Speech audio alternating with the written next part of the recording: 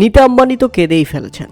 তার ছেলে আকাশ আম্বানির চোখে জল ছলছল করছে, মাথা কাজ করছে না। অপরদিকে একমাত্র সেঞ্চুরিয়ান রায়ান রিকেলটনের কথাই ভাবুন। 55 বলে 123 রানের অপরাজিত ইনিংস খেলেও শেষ পর্যন্ত এভাবে হেরে যাবে মুম্বাই ইন্ডিয়ান্স কেউ কি কল্পনা করতে পেরেছিল? 243 রানের বিশাল লক্ষ্য দাঁড় করিয়েও মুম্বাই ইন্ডিয়ান্স হেরে যাবে 18 ওভারের মধ্যেই। সানরাইজার্স হায়দ্রাবাদ চেজ করে ফেলবে 243 রান 18 ওভারের মধ্যেই।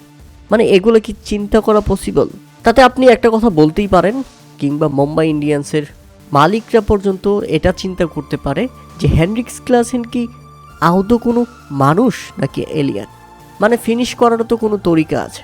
রুদ্ধশ্বাস একটা লড়াই হবে, কিন্তু না, অনায়াসেই ম্যাচটাকে বের করে নিয়ে গেলেন হেনরিক্স ক্লাসেন। আর জাসপ্রীত বুমরার কথাই চিন্তা করুন, বিশ্বের 1 নম্বর বোলার, যার বিপক্ষে ব্যাটসম্যানরা থরথর করে কাঁপে। আর সেই জাসপ্রীত বুমরা কিনা 4 ওভারে খরচ করেছেন 54 রান, কোনো উইকেটই পায়নি। প্রত্যেক ওভারে 13-র উপরে রান খরচ করেছেন। মানে 4 ওভারে 54 রান খরচ করবে জাসপ্রীত বুমরা, এটাও কি মেনে নেওয়ার মতো?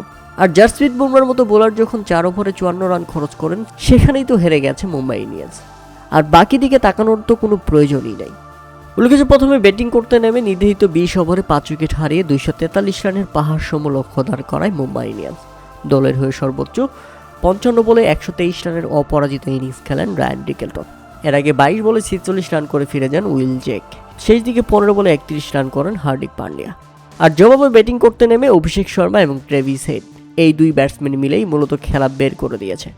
8 ওভার 4 বলের মধ্যেই তারা করে ফেলে 129 রান। একটাবার চিন্তা করেছেন? হ্যাঁ, ওপেনিং জুটিতেই আসে 129 রানের বিশাল পার্টনারশিপ। 24 বলে 45 রান করে ফিরে যান অভিষেক শর্মা।